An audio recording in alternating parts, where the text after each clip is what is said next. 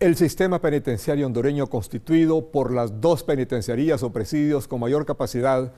la de Támara, mal bautizada con el nombre de Marco Aurelio Soto, y el presidio de San Pedro Sula, más el resto de pequeñas cárceles situadas en el resto de las ciudades cabeceras en los departamentos, con el paso del tiempo se convirtió en un sistema con objetivos cada vez más complejos y contradictorios. Originalmente las prisiones hondureñas fueron creadas para neutralizar y castigar a los infractores de la ley penal, con el objeto de proteger a la sociedad, pero además como un aparato de disuasión para aquellas personas que por haber infringido las leyes fueron condenadas a prisión preventiva. La vieja penitenciaría central de Tegucigalpa fue sustituida en 1994 por la penitenciaría de Támara, luego que comenzara en 1990 un proceso de reforma del sistema penitenciario, aunque la aglomeración de presidiarios pronto la rebasó en sus propósitos de ser una casa de reclusión moderna, con una misión rehabilitadora.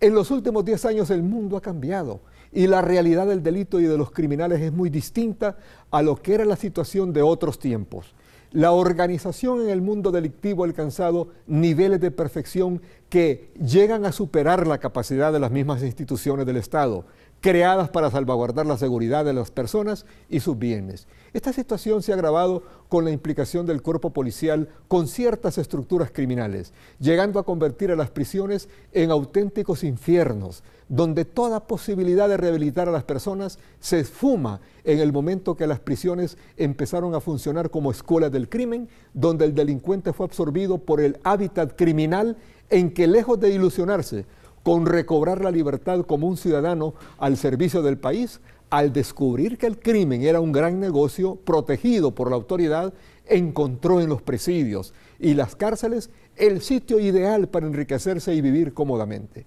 Así fue que los presidios y las viejas cárceles dejaron de ser un sistema para controlar la delincuencia y la corrupción y se pasaron a hacer el papel de grandes antros del crimen, dotados de los mayores lujos y comodidades que solo se pueden encontrar en los hoteles para satisfacer a los jefes de las agrupaciones delictivas. Cuando surgieron las pandillas y el narcotráfico adquirió ribetes de gran negocio, los antiguos presidios y cárceles hondureñas y la penitenciaría de la capital pasaron a ser terminales del crimen, donde los capos y líderes operaban en inmejorables condiciones, porque esos locales carcelarios para ellos eran el hogar ideal, al estar protegidos por policías fuertemente vinculados con los negocios ilícitos. Operar las cárceles y presidios, como lo venía haciendo el Estado, era mantener abiertos como los hogares ideales para los delincuentes, porque aparentemente el Estado hondureño no se había dado cuenta que el mundo delictivo había cambiado en los últimos años.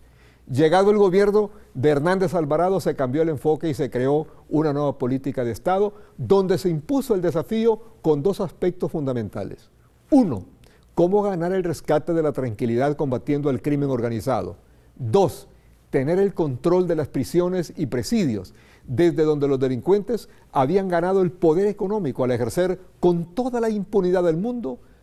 toda clase de actividad criminal como negocio altamente rentable, en perjuicio de la ciudadanía. Para comenzar, pues esta política, el gobierno decretó una tasa de seguridad para obtener los recursos necesarios para construir cárceles modernas, de las que ya se cuenta por lo menos con 2 que tienen condiciones de seguridad para recluir a los reos considerados de mucha peligrosidad.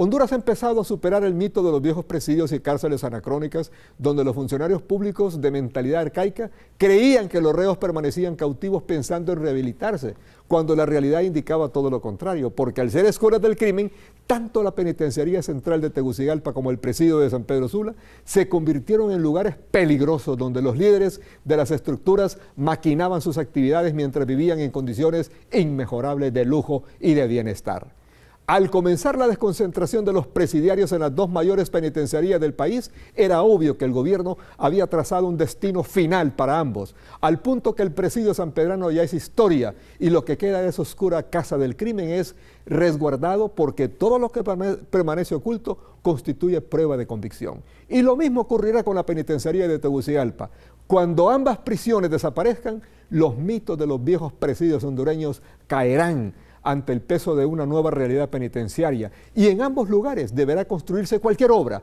menos otra prisión, porque son terrenos signados por el crimen y por la tragedia. El Estado hondureño tiene hoy una verdadera política de Estado en materia penitenciaria, muy acorde al mundo real, donde por la complejidad que ha impuesto el crimen transnacional, el antiguo objetivo de rehabilitar al reo, por ahora, es casi un imposible. Así son las cosas y así se las hemos contado hoy martes 19 de septiembre del 2017. Buenas noches.